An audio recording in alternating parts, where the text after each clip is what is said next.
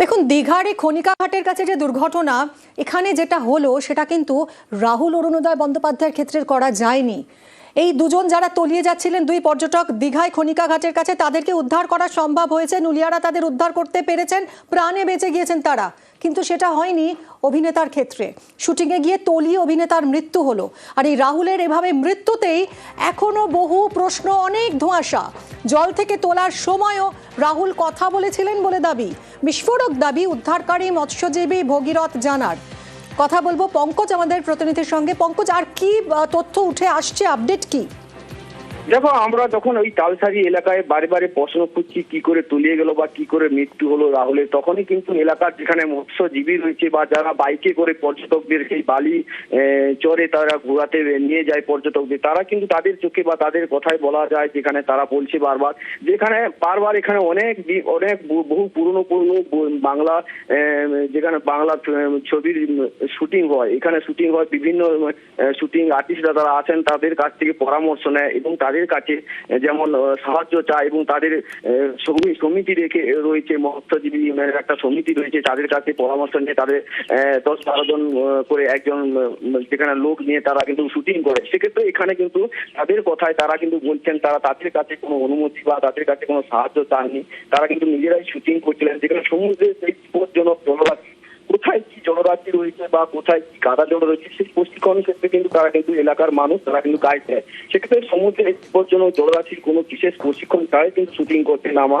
কি এই চরম খামখেয়ালি ছিল? এটা কিন্তু একটা প্রশ্ন আসছে মিমি। সেই প্রশ্নে কিন্তু যেখানে ঘোরাফেরা করছে, যেখানে স্থানীয়দের পরামর্শ কেন নেওয়া হলো না, এই সব প্রশ্নের উত্তর খুঁজতে কিন্তু এখন ময়না তদন্তের রিপোর্ট এবং পুলিশের উচ্চ পর্যায়ে তদন্তের দিকে কিন্তু তাকিয়ে সবাই রয়েছে। তুমি জানো, যেখানে এই এলাকায় তালসারি এলাকায় যেখানে পর্যটকরা কিন্তু বিভিন্ন রকম তার দর্শন করতে আছে, সমুদ্রের জলরাশি দেখতে আছে, সেক্ষেত্রে এই যে শুটিং এর ক্ষেত্রে, এই যে ভোলে বাবা পার করে দেওয়ার শুটিং এর ক্ষেত্রে অভিনেতা রাহুল অরুণোদয় বন্দ্যোপাধ্যায় এবং শ্বেতা মিশ্র তারা শুটিং করছিল, তাদের ক্ষেত্রে এই যে টেকনিশিয়ান বা প্রডিউসাররা তারা কিন্তু কোনো নিয়ম না মেনেই কিন্তু একদমই এই অভিযোগ তো উঠছে এবং উড়িষ্যা পুলিশ তো সেরকমই দাবি করেছে, কোনো রকম পারমিশন নেওয়াই হয়নি এই শুটিং এ।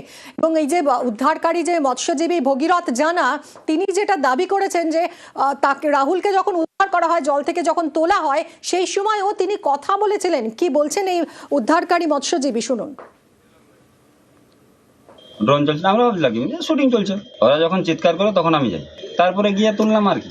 আগে শুকনোয় শুটিং চলছিল, তারপরে জলে শুটিং এর কথা আমাকে বলিনি যে দাদা জলে শুটিং হবে, হ্যাঁ আমাকেও বলিনি, কাউকেও বলিনি, হট করে ওরা শ্যুটটা নিয়েছে। কি কোনো লাইফ জ্যাকেট বা কোনো কিছু ছিল তাতে? না, ওইটা বলতে পারবো না। আর যখন তুলেছিলেন ও কি বেঁচে ছিল? হ্যাঁ, গাড়িতে নৌকোয় আনার পরে গাড়ি থেকে যখন তুললাম তখনও বেঁচে ছিল, তখনও কথা বলছিল।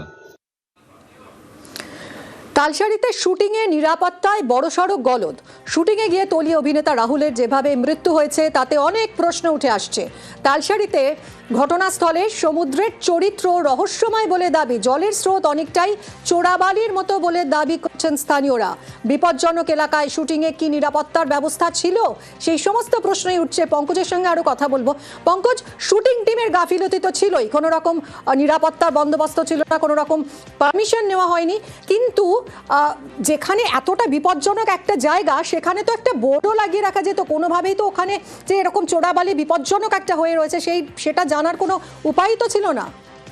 দেখো, জানার কিন্তু উপায় ছিল না, তুমি যেটা বললে সেটা ঠিকই, কিন্তু যেখানে ওই এলাকায় দ্বীপের মতো রয়েছে, তুমি ছবিতে স্পষ্ট বুঝতে পারবে যে চারদিকে কিন্তু সমুদ্রের জল রয়েছে, মাঝখানে দ্বীপ, আর ওই দ্বীপ কিন্তু জোয়ারের সময় কিছুটা হলেও ভরে যায়। সেক্ষেত্রে সেই সময় জোয়ারের সময় ছিল, যেখানে তোমাকে জানিয়ে রাখি এই যে স্রোত রয়েছে, সেখানে সুবর্ণরেখা নদী এবং বঙ্গোপসাগরের জল একসঙ্গে মিলিত হয়েছে।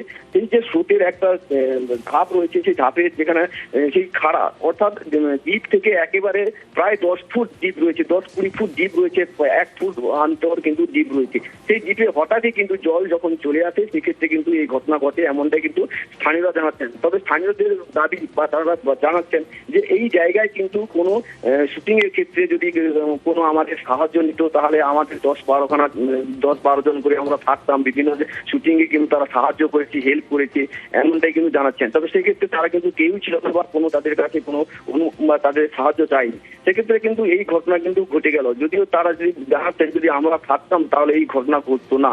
তবে মৎস্যজীবী যেখানে এলাকা যে ভগীরথ জানা তিনিও দাবি করছেন যে উদ্ধারের সময় কিন্তু একটু সময় দেরি হয়ে গেছে, কিন্তু সেক্ষেত্রে উদ্ধার করার পরেও কিন্তু যখন রাহুলকে নিয়ে আসি তখন কিন্তু তার সঙ্গে কথা বলেছে বলছেন, কিন্তু হাসপাতালে গিয়েই কিন্তু এই মৃত্যু সে কিন্তু মেনে নিতে পারছেন না।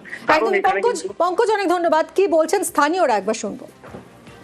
কিন্তু লোকালও থাকতো এটা হতো না, কেন লোকালও বলতো যে এখানে খালো আছে, এখানে নরম বালি আছে, তারা যে শুটিং করছে কিছু বলে না, 2 দিনের জন্য শুটিং করছে, এই ঘটনা ঘটছে, কিন্তু আমাদেরকে লোকালও কিছু মানে বলেই না তারা।